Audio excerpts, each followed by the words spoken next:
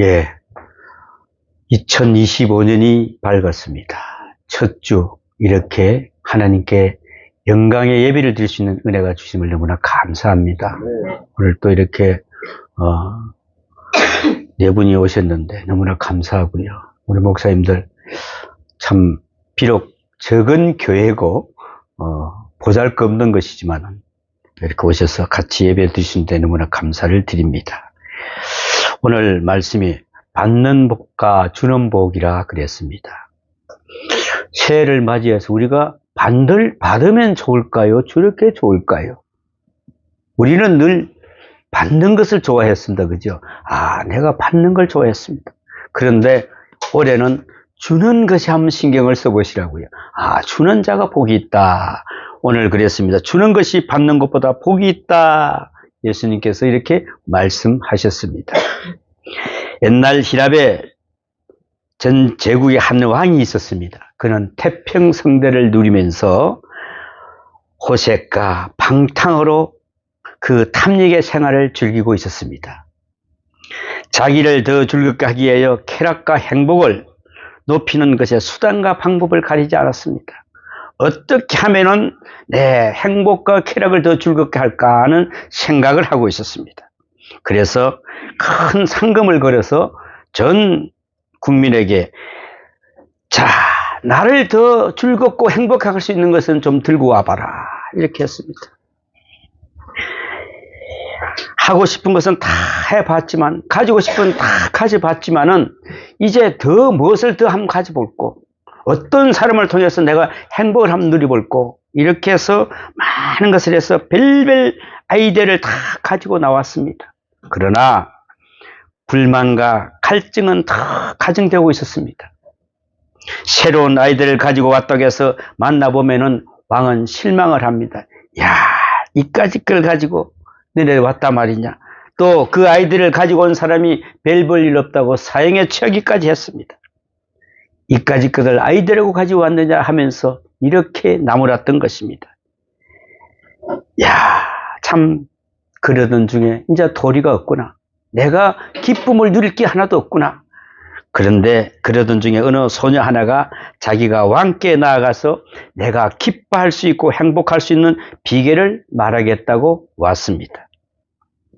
모든 사람들이 궁금히 여겼습니다. 과연 저 아이가 어떤 것을 가지고 와서 우리 왕께 기쁨을 줄고 잘못하면은 또 사형을 당할 텐데. 이 소녀가 왕 앞에 나와서 당돌하게 막 꾸짖습니다. 꾸짖는 얼굴을 이렇게 말합니다. 왕이시여, 절대로 왕은 행복할 수가 없습니다. 참 놀라운 이야기였습니다. 기쁨은 단념하십시오. 남을 행복하게 하거나 기쁘게 한 일이었기 때문에 그렇습니다. 만일 행복을 원하신다면 다른 사람을 먼저 행복하게 하십시오라고 충고를 합니다. 그제서야 왕이 행복할 수 있을 것입니다. 이 말에 왕은 숙연해지고 참 생각 끝에 그래 딸아 그대의 말이 옳도다. 그리고 그에게 많은 상금을 주었다는 이야기입니다. 여러분 행복이라는 것은 나 혼자서 행복하고 싶다고 행복해 줄 수 있는 것이 아닙니다. 전에 미국의 젊은이들 가운데 부르는 노래가 있었습니다. 이런 가사가 있습니다. 행복하고 싶어라 행복하고 싶어라 그러나 그대의 행복하게 해주기를 못한다면 나는 영영 행복할 수가 없네. 그대를 행복해 줄 수 없다면 나는 영영 행복해 줄 수 없네.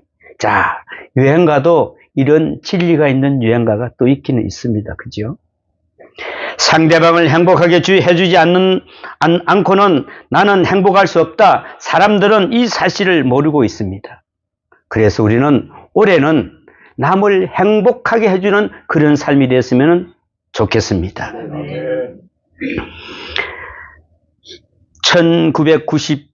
1998년도입니다. 오연호라는 기자요 작가였습니다. 그가 쓴 책에 한국이 미국에 당할 수밖에 없는 이유라는 그런 책 제목이 있습니다. 이 책의 저자인 오연호 씨는 대학생부터 아주 철저하게 반미주의자입니다. 항상 데모 앞에서 앞서고 데모 주동자로서 늘 앞섰습니다. 미국 사람들이 한국에 와서 잘못한 일만 캐어가지고 그것을 찾아내서 그걸 찾아내는 게 자기 사명이라고 생각했습니다. 또 그걸 찾아내서 책을 4권이나 썼습니다. 그러다가 어느 때 그는 좀 더 미국을 알아야겠다고 생각하고 미국의 유학길에 올랐습니다. 거기서 그는 중요한 것을 깨닫게 됩니다. 그때 당시에 소련도 망하고 사회주의도 망하고 구라파도 엉망이 되고 일본도 저렇게 시들어가는데 도대체 미국은 8년 동안 이렇게 호황을 누릴 수 있는 이유가 뭘까라고 한번 알아봐야 되겠다. 그래서 연구를 하기 시작합니다. 그 결과 쓴 책이 바로 이것입니다. 이 책에서는 그는 이렇게 결론을 내렸습니다. 미국의 발론티어 정신이 있기 때문에 망하지 않는다. 그랬습니다. 발론티어 정신. 자원봉사자입니다. 자원봉사. 적어도 미국 사람이라면 일주일에 몇 시간, 한 달에 며칠은 자원봉사에 해야 되는 줄 알았습니다. 그렇습니다. 이것을 못하면 사람 구실을 못한다는 것입니다. 그래서 교회마다 가면은 큰 게시판에다가 거기에서 라인업을 해놨습니다. 어디에 가서 언제 어떤 봉사를 할 수 있느냐고 이렇게 준비를 해놓은 것입니다. 거기서 그의 지시를 받아가지고 바로 정한 시간에 가서 또 심지어는 어떤 봉사에 하기 위해서는 훈련을 받아가지고 이렇게 또 봉사를 했다고 합니다. 적어도 내 생애 중에 어렵거나 가난하거나 그런 건 상관없이 적어도 몇 시간 아니 며칠은 꼭 자원봉사를 해야 된다고 생각했던 것입니다. 1년에 4천만 명이 자원봉사에 나섰다고 합니다. 여러분, 우리나라는 지금 자원봉사를 어떻게 합니까? 가끔 여기 있으면은 자원봉사 했다고 한번 써주면 안 됩니까? 목사님 할 때가 있습니다. 왜요? 그게 있어야 또 점수가 나오는 모양입니다. 그래서 그런 이야기를 했습니다. 교회에 와서 화장실 청소 일주일만 하십시오. 그러면은 제가 분명히 자원봉사했다고 써드리겠습니다. 생각해 보십시오. 자원봉사와 자원봉사 정신, 그래서 어렸을 때부터 이 훈련을 미국에는 아이들은 받았습니다. 중고등학교 다닐 때부터 자원봉사 성적이 없으면 대학을 못 들어갑니다. 공부 잘했다고 가는 게 아닙니다. 자원봉사를 한 훌륭한 성적을 가지고 있을 수가 있어야 됩니다. 이렇게 해서 훈련을 쌓아서 공부를 해도 또 연구를 해도 무엇을 해도 봉사하는 마음이 그 밑에 깔려 있다는 것을 알았습니다. 아, 그렇구나. 미국이 망하지 않고 이렇게 호황을 누리시는 것은 봉사정신이 깔려 있었구나. 그래서 미국은 망하지 않는다. 그분이 미국에서 그때 당시 그래서 이제 내가 예수를 믿어야 되겠구나. 그래서 거기서 예수를 믿었습니다. 그리고 이 책을 쓰게 되었다고 합니다. 이걸 우리는 알아야 합니다. 행복이 무엇인지, 행복의 길이 무엇인지 모르기 때문에 그는 영원히 불행할 수밖에 없었다는 것이죠. 행복이 무엇일까? 존 F 케네디가 저격되고 자클린 존 F 케네디의 부인이 그의 애도 시간에 기자회견을 할 때 이렇게 말을 했습니다. 금을 쓰는 자는 금으로 망한다는 것을 세상 사람들은 언제나 알까? 그랬습니다. 그렇습니다. 칼을 쓰는 자는 칼을 망합니다. 폭력을 휘두르는 자는 폭력으로 망한다는 것입니다. 지금 우리나라 세태를 한번 보십시오. 악한 방법으로 선한 일을 이루어지지 않습니다. 왜? 세상 사람들은 이것을 모를까요? 공산주의 사회를 한번 보십시오. 사회주의 사회를 한번 돌아보면은 절대로 없는 말이 둘이 있습니다. 뭘까요, 여러분? 한번 연구해 보셨습니까? 뭐가 그들이 안 쓰는 말이 있는지요? 하나가 사랑이라는 말입니다. 그들은 사랑이라는 말이 없습니다. 또 하나가 감사라는 말이 없습니다. 감사와 사랑이라는 단어가 없다는 것입니다. 오로지 있는 것은 행명과 타도 그것뿐이었습니다. 거기에서도 행복도 없고 번영도 없고 자유도 없습니다. 행복이라는 말을 기쁨이라는 말로 바꾸어 한번 보십시오. 어디에 우리가 기쁨이 있습니까? 오늘 본문에 나타난 말씀은 주는 자와 받는 자 딱 대조를 하고 있습니다. 여러분 어느 쪽이 복됩니까? 여러분은 어느 쪽을 기뻐하십니까? 여러분은 어느 쪽에 행복이 있다고 생각하십니까? 스스로 한번 물어보시기 바랍니다. 내가 어느 쪽에 행복을 찾았는가? 어느 쪽에서 나는 기쁨을 찾았는가? 한번 물어보시기 바랍니다. 저는 받는 것이 복이 있고 더 가지는 것만 복이 있는 줄 알았는데 예수님 말씀은 그렇지를 않았습니다. 특별히 오늘 본문 말씀은 사도 바울은 이 말씀을 인용했습니다. 예수님에 대한 유일한 요절입니다. 바울은 예수님의 친제자가 아니었기 때문에 살아 생전에 예수님 말씀을 들은 바가 없습니다. 그래서 주님의 말씀을 직접 인용할 수가 없었던 것입니다. 사도행전 20장 35절에 범사에 여러분에게 모범을 보여준 바와 같이 수고하여 악한 사람들을 돕고 또 주 예수께서 친히 말씀하신 바 주는 것이 받는 것보다 복이 있다 하심을 기억하라 합니다. 주는 것이 받는 것보다 복이 있답니다. 오로지 한 절 주는 것이 받는 것보다 복이 있다 이 한마디를 인용하고 있습니다. 어디에 불행이 있고 어디에 행복이 있다고 여러분은 믿고 계십니까? 세상에는 흔히 복이라는 말을 쓰고 있는데 복은 받은 것만을 복이라고 생각들 합니다. 아, 나는 복 받았어. 나는 복 받았어. 또 하나는 빼앗는 것만을 복이라고 생각합니다. 이런 사람들 때문에 세상은 시끄럽다는 것입니다. 무엇을 뺏으려고 하십니까? 무엇을 가지고 싶습니까? 우리는 예수 사랑만 가졌으면 다 가진 거 아니겠습니까? 뭘 더 가지고 싶습니까? 그거 가지면 이 세상을 다 가진 것입니다, 여러분. 이런 사람들 때문에 시끄럽지 않습니까? 전쟁에서 빼앗고 사업을 해서 빼앗고 남 망하게 하고 잘 얻었다고 될 수가 있을까요? 되지 않습니다. 여러분, 살로메라고 하는 소설을 보면은 헤롯 왕이 세례 요한을 붙잡아다 놓고 한쪽에 다 끌어앉혀 놓고는 그 자리에 가서 잔치를 하는 장면이 나옵니다. 세례 요한을 며칠 굶겨놓고 잔치를 하면서 자기들끼리 즐기고 있는 것을 볼 수가 있습니다. 그리고 먹고 싶냐? 먹고 싶지? 하고 비웃는 이 장면을 보십시오. 이런 즐거움, 굶주리는 사람을 보면서 즐기고 죽어가는 사람을 보면서 내가 즐기는 이런 악랄한 행복관이 세상을 어지럽힌다는 것입니다. 오늘도 빼앗는 것을 즐기는, 전리품을 즐기는 그런 잘못된, 그릇된 철학을 가진 사람들이 참 많습니다. 여기에 불행이 있습니다. 또 하나는 주는 행복이 있습니다.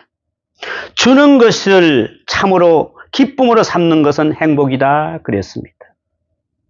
전에 참 감동적인 기사가 있어서 제가 한번 인용을 해봤습니다. 저는 그 기사를 보고 얼마나 행복했는지 모릅니다. 아, 그럴 수가 있구나. 이럴 수가 있구나. 그 기록을 보면서 그 접수창구는 숙연한 그런 관계가 되었다고 합니다. 이웃사랑, 수재민 의연금을 내는 그런 장면이었습니다. 거기 제목에 보면은 이웃사랑 5천만 원의 그런 기록입니다. 이웃사랑의 5천만 원. 수재의연금을 접수하는 그 접수창구에 할머니 한 분이 나왔습니다. 조용히 앉아서 한 3분 정도 기도를 합니다. 두 손 모고 기도를 탁 하시면서 5천만 원을 탁 내놓습니다. 내놓으면서 이름과 주소를 대라고 하니까 아니요. 좋은 일에 쓰면 되는 거 아니겠습니까? 제가 왜 거기다 이름을 적고 거기다 내 전화번호를 적습니까? 아니, 이렇게 돈을 많이 가져서 내시는데요. 저와 제 아들이 여러 해를 모아서 가져왔습니다. 좋은 일에 바로 쓰면 됩니다. 하면서 그 떠나는 그 할머니 모습을 바라보면서 많은 사람들이 감동을 받았다고 합니다. 저는 그렇습니다. 그 이름 석자를 내놓고 자랑하는데 이렇게 내놓고 조용히 사라진 할머니, 여러분 생각해 보십시오. 이렇게 돌아서는 바로 이분이 마음속에 있는 행복은 누구도 빼앗지 못할 것입니다. 그 행복을 누가 빼앗을 수 있겠습니까? 왜 우리는 그 행복을 모르고 사는지요? 주는 행복을 왜 모르고 사는지요? 주는 것이 얼마나 큰 것인데 불행이 있다면 여기에 있습니다. 그것은 주는 것을 불행으로 여기는 것이 바로 불행입니다. 주는 것이 행복인 것인데 왜 그걸 모르고 살까? 한번 생각을 해보게 됩니다. 또 하나는 빼앗기는 마음에 사는 것이 참 불행하다 그랬습니다. 빼앗기는 마음. 줄 때마다 좋은 마음으로 주지 못하고 꼭 빼앗기는 것 같은 느낌이 들 때가 있다는 것이죠. 체면 때문에 무엇 때문에 할 수 없이 자식에게 주는 것까지도 강도 만나는 마음으로 주는 그런 부모님이 있답니다. 한평생 뺏기는 마음으로 사니까 그렇습니다. 정말 심각한 예를 하나 말씀드리겠습니다. 한평생 남편하고 살면서 계속 강간당한 마음으로 살았다고 고백하는 여인이 있었습니다. 참 기가 막힌 일입니다. 이 비참한 여자를 보십시오. 왜 이렇게 살아야 합니까? 한 번도 남을 기쁘게 할 줄 모르는 사람, 먼저 자기가 얼마나 불행한 자체를 모르고 사는 그 여인을 한번 보십시오. 자기가 비참해지는 걸 모르고 왜 있냔 말입니다. 그렇게 살아가고 있다는 것을 볼 때 너무나 가슴 아픕니다. 뺏기는 마음을 모르고 한평생 사는 얼마나 이 여인의 신세가 카련합니까? 그 하나 생각을 바꾸지 못하고 있는 것을 볼 때 너무나 가슴이 아팠습니다. 그런가 하면은 받지 못하고 빼앗지 못하는 불행이 더 가지고 싶은데 가지고 빼앗고 싶은데 못 가지고 못 빼앗아서 못 버티는 그런 인간도 있다는 것입니다. 야, 저걸 빼앗고 싶은데 이게 불행입니다.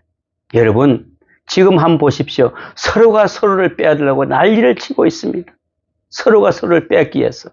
나는 이 뉴스를 보면서 이 신문을 보면서 이런 장면을 볼 때 참 답답한 마음이 듭니다. 누가 하나 양보를 해야 양보할 기미는 하나도 안 보입니다. 어떻게 하면 될까요? 이것은 누구의 재판이 있어야 될까요? 오직 하나님의 섭리 외에는 없다고 봅니다. 그러면은 행복의 기본이는 어디에 있습니까? 성경은 분명히 말합니다. 진리와 함께 기뻐하고 그랬습니다. 그 말씀 안에 기뻐하고 그랬습니다. 그랬습니다. 진리 안에서 기뻐하십시오. 어려움이 기쁨이 있습니다. 불의의 제약 중에 기쁨은 없습니다. 그런 거로 진리와 함께 행복이 있고 또한 행복은 더불어 가지는 것이라 그랬습니다. 그래서 이기주의자들은 절대로 행복을 할 수가 없다는 것입니다. 행복을 누릴 수가 없다는 것입니다. 나만 행복할 수 없어요. 바로 앞에 어려운 사람이 있는데 내가 행복할 수 있나요? 지금 굶주리는 사람을 보면서 내 입맛이 동하던가요? 사랑하는 사람이 죽어가는 보면서 내가 편안할 수 있었던가요? 사람들은 반드시 더불어 행복해야 된다는 것입니다. 더불어 살 수뿐이 없습니다. 여러분, 받는 자와 주는 자 어느 쪽이 되고 싶습니까? 다시 한번 묻고 싶습니다. 어느 쪽이 되고 싶습니까? 어차피 우리는 주고받고 사는데 왜 주는 자와 받는 자, 여러분은 항상 받는 자 쪽에서 살겠습니까? 아니지요. 복되다면은 주는 것이지요. 작은 것이라도 주는 자 편에 선다는 것이 너무너무 행복하다 그랬습니다. 그렇습니다. 그 할머니들이 손자에게 자기 꼬치꼬치했던 그 돈, 그 고생해서 벌던 그거 단푼 다 줄 때 그 웃음을 하나 웃으면서 그래 내가 줄 수 있었다는 거, 그 행복을 느끼는 걸 보십시오. 얼마나 감사합니까? 그 할머니는 그 고생하고 그 했던 걸 전혀 생각도 하지 않을 겁니다. 그래 내 그 손자한테 주는 그 자체만 행복을 느끼는 것입니다. 그래서 주는 것이 더 행복한 것입니다, 여러분. 안 그렇습니까?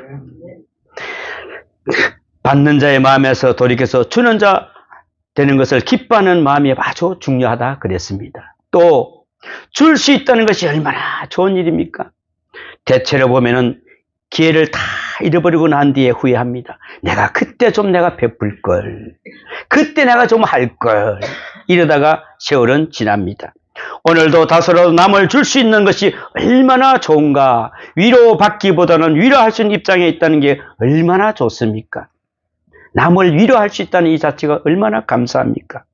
여러분, 한번 병원에 가 보십시오. 병원에 가서 방문하는 자와 방문 받는 자를 한번 생각해 보십시오. 방문 받는 자의 편에서 이런 기회가 있다고 얼마나 좋습니까? 내가 이 사람한테 방문을 와서 이 사람한테 탐을 얼마라도 내가 뭘 나눠줄 수 있다는 게 얼마나 감사합니까? 그런데 여러분이 병원에 누워있다고 한번 생각을 해 보십시오. 방문자의 입장으로 또 한번 생각해 보십시오. 그때는 여러분 마음이 어떠하겠습니까? 합니다. 내가 누워서 이걸 받는다더니 받는 사람도 늘 불편합니다. 편안하고 건강한 사람에게 내가 그 앞에 가서 하루 종일 사랑을 고백해도 만날 수 있을까요? 그분들은 자기 일 바쁘다고 도망갈 겁니다. 그러나 줄 수 있다는 것, 줄 수 있는 기회가 우리에게 주어졌다는 것은 그만큼 얼마나 행복하고 기쁨이 있는 것입니까, 여러분? 마가복음 12장 31절에 보니까 둘째는 이것이니 내 이웃을 내 자신과 같이 사랑하라 하신 것이라. 이보다 더 큰 계명이 없다고 말씀하고 계십니다. 내 이웃을 내 자신과 같이 사랑하라. 저는 새벽마다 우리 성도님들 이름을 불러가면서 그런 이야기를 합니다. 남편은 아내를 내 몸과 같이 사랑하고 아내는 남편을 주님을 섬기는 그런 가정이 되게 해달라고. 여러분, 이게 우리가 섬기면 섬김을 받는 것, 그만큼 더 사랑이 베풀어 가는 겁니다. 이런 섬김을 나눌 때 그 가정이 행복하고 복된 가정이 되는 것입니다, 여러분. 내 이웃을 내 몸과 같이, 나도 우리 사모가 아픈데 아파요? 기침 많이 나와요? 있을 할 게 하나도 없어요. 뭘 하겠습니까? 내가 저 기침이 나오는 그 고통을 참고 같이 한번 할 수 있으면 얼마나 좋을까. 근데 그게 잘 안 되지 않습니까? 그래서 예수님은 이웃을 내 몸과 같이 사랑하라. 그래서 한번 이불도 한번 더 들춰보고, 그래, 지금은 숨을 잘 쉬고 있는지, 지금 호흡이 제대로 하고 있는지, 이것이 우리 여러분 사랑입니다. 이런 사랑을 우리가 나눠야 됩니다. 그래야 바로 이것이 바로 우리 그리스도인입니다. 그리스도인이라면 이런 사랑을 가져야 된다는 것입니다, 여러분. 내 이웃을 내 몸과 같이 사랑하려 했습니다. 그런 거로 내가 남에게 무엇을 줄 때 그 받는 기쁨에 내가 동참하는 것입니다. 함께 하는 것입니다. 거기에 바로 교감이 있는 것입니다, 여러분. 그거 느끼지 않습니까? 내가 인생을 사는 기본 철학이 바로 돼야 됩니다. 아이들을 보세요. 어머니들은 아이들을 사랑하기 때문에 자기가 먹고 싶은 것 아이들에게 주고 아이들이 먹으면 좋아할 때 내 입에 들어간 만큼 그렇게 기분 좋게 생각합니다. 그래, 내가 아파도 내가 배고파도 저 아이에 들어가 저 먹는 모습을 보니까 그래, 내가 배부르다. 거짓말이잖아요. 어머니는 거짓말하고 있어요. 아니, 자기 배가 고프면서 아이한테 주면서 왜 그게 내 배부른 것처럼 느낀다 할 수 있겠습니까? 사랑 때문에 그렇습니다. 그 사랑이 없으면은 어떻게 내가 배고픈데 그 아이에게 주겠습니까? 이게 바로 예수님께서 우리에게 주신 가로 버린 사랑이었구나. 그래. 십자가에 돌아가시면서 내가 모든 걸 사랑을 다 베푸는 예수님. 우리는 늘 십자가를 바라보아야 합니다. 예수님께서 나를 위해 돌아가신 저 십자가를 바라보면서 우리는 기도해야 됩니다. 바로 이것이 사랑의 기본이 되어야 됩니다. 어려움 당한 사람을 돌보면서 거기서 내가 기뻐하는 마음이 생겨야 됩니다. 바로 이게 교감이 됩니다. 거기에 내 기쁨이 있는 것이고 거기에 내 기쁨의 극치가 일어나는 것입니다. 우리는 이것을 잃어버리고 있단 말입니다. 그러니 어디 가서 행복을 찾겠습니까? 또한 준다는 것을 자유함을 말합니다. 여러분, 받으면은 마음이 무겁습니다. 내가 이거 받았으니까 언제 또 내가 갚아야지, 이런 마음이 듭니다. 그런데 사랑을 받았다는 것은 사실 한편으로는 좋지만은 괴로운 것입니다. 주는 자만이 언제나 자유할 수 있기 때문에 그렇습니다. 김대주 씨라는 사람이 사랑과 인생 아포리즘이라는 999라는 책에 이름을 썼습니다. 그 책에 보니까 사랑의 10계명이라는 말이 있었습니다. 사랑의 10계명. 여러분, 어디 한번 들어보세요. 사랑의 10계명이 어떤 것인지. 사랑할 때는 첫째, 계산하지 말 것. 둘째, 후회하지 말 것. 셋째, 돌려받으려고 하지 말 것. 넷째, 조건을 다지 말 것. 다섯째, 다짐하지 말 것. 여섯째, 기대하지 말 것. 일곱째, 의심하지 말 것. 여덟째, 비교하지 말 것. 아홉째, 확인하지 말 것. 내가 사랑한 것이 어떻게 됐나, 그거 확인하고 들지 마십시오. 주었으면 끝입니다. 예수님께서 우리의 사랑을 확인했습니까? 네 사랑하나 안 하나 예수님이 쳐다보던가요? 안 했습니다. 10번째, 상황은 온전히 맡길 것. 그 사랑을 온전히 맡기랍니다. 뭐라고요? 하나님께서 깨끗하게 하나님께 맡기라는 것입니다. 이걸 놓고 우리 어떻게 뭐가 잘못됐을까? 결과가 어땠을까? 이래 쓸데없는 생각하지 말라는 것입니다, 여러분. 사랑이 피곤해지는 거라는 것이죠. 생각할 때 우리가 그걸 확인할 때는 피곤해지는 것입니다. 예수님께서 친히 말씀하셨습니다. 마태복음 6장 3절에 보니까 너는 구제할 때에 오른손이 하는 것을 왼손에 모르게 하여 그랬습니다. 오른손이 하는 것 왼손이 모르게 하라. 또 하늘에 쌓아두라. 냉수 한 그릇을 내 이름으로 줄 때 결단코 상을 잃지 않으리라 그랬습니다. 냉수 한 그릇 주는 것까지도 예수님은 그것을 차곡차곡 쌓아두시는 것입니다. 내 이웃에 행한 것이 곧 나에게 한 것이라 그랬습니다. 여러분, 작은 것 하나 행하는 것이 오히려 하나님께 향한 것이라고 말씀하고 있습니다. 이것이 사랑의 계명이요 원리입니다. 예수님께서는 친히 그래서 말씀하셨습니다. 나는 섬기러 왔노라 그랬습니다. 섬기러 왔노라. 마태복음 20장에서 섬김을 받으려 함이 아니라 섬기려 했다고 했습니다. 대속물로 주려고 왔노라 그랬습니다. 예수님은 아주 본래 의식적이었습니다. 본래적 의식입니다. 우리는 예수 믿는 사람들을 섬겨주고 봉사하는 것이 그대로 바로 우리가 목적이 되고 동기가 되고 체질이 되어야 됩니다. 이것이 바로 우리 성품이 되어버려야 됩니다. 이것이 바로 우리 예수 믿는 사람들의 기본이 되어야 됩니다. 어디 가서 우리는 기웃기웃하지 마세요. 언제든지 상대방을 기쁘게 하려고 언제든지 주려는 마음으로 가득 차 있어야 한다는 말입니다. 내가 뭘 줄까? 뭘 하나 줄까? 늘 이런 고민이 우리는 있어야 됩니다. 이것이 바로 그리스도인입니다. 이것이 바로 행복을 할 수 있는 바로 비결이라 그랬습니다. 오늘 성경에 보면은 본을 보였노라 그랬습니다. 본을 보였노라.